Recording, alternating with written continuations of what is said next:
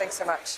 Well, let's take you live to Sydney now. That's where we find the opposition leader, Peter Dutton. Thanks so much for joining me, Peter. You're a Brisbane resident, but you've got out of town because the Labor conference is on here in your hometown. But great to have you on the show anyway. You just heard there from Peter Malinauskas talking about really the energy complexity. He's probably one of the more sensible people in this room, talking about the need to keep gas as a transmission fuel, but he's pretty reluctant about the nuclear equation here. What do you think about that? What do you say to him? Well, Laura, look, I don't think he's reluctant about it at all. If you listen to the clever language that the Premier used then, it shows, firstly, he's got a realistic understanding of what needs to be in the system to keep the lights on and to put downward pressure on prices. I worry about his own safety in that gathering, because if they knew that he was in favour of nuclear energy locally, then I think he'd be in all sorts of strife. So it doesn't make any sense that we have just signed up to the submarines for AUKUS and we don't have the ability to have a conversation about using that same technology on the submarines to reduce power prices in our country. So I think we should be very realistic about the fact that 32 other countries are using this technology. A small modular reactor, zero emissions, fail-safe. It can be plugged and played into the existing network. You can turn off coal-fired generation, or once that asset's retired, you can then distribute the energy into the existing network without creating 28,000 kilometres of new poles and wires. That's why it makes sense, and frankly, that's why it will be cheaper for Australian families. Mr Dutton, before we even get to the nuclear debate, AUKUS itself is going to be debated here. There's not an insignificant faction that is anti-war and actually wants to see that AUKUS money spent better. You penned a column in The Australian today, but realistically, I mean, would it just be a bit of noise today and Anthony Albanese carries on as is? Yeah, of course. I mean, you know, there'll be theatre and there'll be placards and people will, you know, be boisterous and express their view. But these deals are always stitched up in the Labor Party before the conference starts. So there'll be different factional leaders who, you know, put people in their box and corral others to support the position.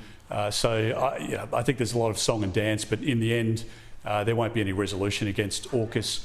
I mean, it's interesting, of course, to point out that there'll be great disappointment with a lot of these delegates because Anthony Albanese has been the leader of the hard left of the Labor Party for decades.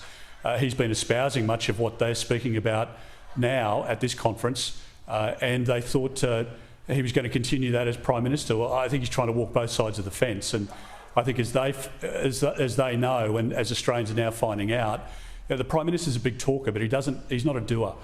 He doesn't deliver. He conjures up these plans and he gets out there and talks about it, but he never actually follows through with it. So I think a lot of theatre, a lot of colour and movement, but in the end, a bit of a damp squid, I think. Well, there has been quite a bit of movement on housing. Yesterday we saw the Premiers and the Prime Minister agree to this housing accord, if you like. There's a lot of money on the table. Do you broadly back this plan or do you have concerns about it? Well, I just have concerns about the viability of what they're talking about and the credibility. I've got no doubt that Premier Malinauskas, if he's reducing taxes and he's opening up new land supply, that's going to make a difference, and I think we should support that. But the Prime Minister promised in October of last year that they had an aspiration for 1 million homes. They've now increased that after the discussion yesterday to 1.2 million. But he may as well say it's 1.5 million or 10 million because they're not going to achieve the 1 million. They're certainly not going to achieve the 1.2 million. And I think they're just offering up a lot of false hope and promise at the moment. The fact is that under the coalition government at our peak, we had 149,000 new starts per year on a yearly basis. That under Labor has dropped to 95,000. The number of first home sales or new home sales has dropped by 37% in the last 12 months under Labor. So there can be lots of good intent, as there often is, but as we know, Labor just can't manage the budget, they can't manage money, they can't manage the economy, and they can put everything on their wish list, but they can't deliver because they've had 2 budgets now to put in place policies that give you the economic settings that will encourage investment. Investors are fleeing the market because they don't want to invest under Labor because they don't know what new tax is coming next. Yeah, I've got to say, I'm a bit worried about the how. How does each state premier meet these individual targets? You already have a building industry under pressure, but by the same token, we had one of your ministers saying this morning, well, perhaps immigration should be put on hold in the short term to take that pressure off the housing industry. Isn't that the opposite of what we need? Don't we need these skilled workers in here to build these homes? Well, we've also always supported a balanced migration program that's well planned, and the trouble at the moment, I think, is that there's just not the planning in place. So you go to an auction now, or you go to a real estate agent to try and rent a unit or a house, you're in a queue, and it's difficult, as you know, many Australians know. If you're going to bring 300,000 people a year in every year over the next 5 years, a population bigger than the city of Adelaide, then you need to plan for it. And you need to do it at a time when, if those people, 300,000, 6,000 people a week, are going to be joining the rental queues, you need to have the stock available, because otherwise rents just continue to go up. And the stock is not there for people to buy or to move into if they're purchasing a home. So we're in support of migration. It just needs to be properly planned. And it's like the Prime Minister's promise to reduce your power price by $275 a year every year. Well, he's never mentioned that figure since being elected. So I just think he talks a big game, and ultimately Australians pay the price for his inaction.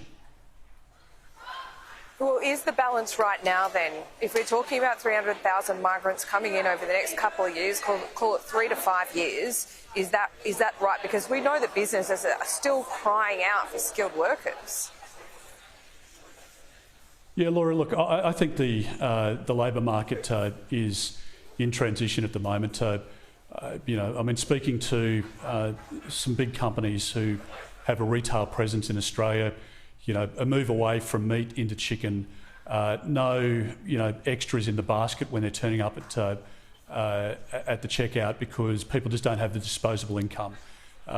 Great to see a lot of women going back into the workforce, but the reality is that in many of those cases, it's because they just can't balance the budget under Labor on one income. Even if, you know, the husband or the wife is working 2 jobs, the spouse has now had to go back to work as well, even if they've got young children and it wasn't their intention to go back to full-time work, because, you know, they just can't put food on the table. In that market where you see a contraction, particularly in the retail sector, you'll see unemployment go up, and the government in this budget predicts that unemployment will go up. So I think there will be a different picture in 12 months' time, sadly, than what we're seeing at the moment. So it depends on the prevailing economic conditions to answer your question as to what the right mix will be. It's not just the skilled worker, but unskilled as well in the current environment where you've got food, you know, fruit and produce rotting on vines and on trees that they just can't find workers to go and do that work. Now, that likely will continue to be the case even if the economy sours further under Labor decisions. But I think you'll see a very different picture in 12 months' time than what we're seeing at the moment in the labour market.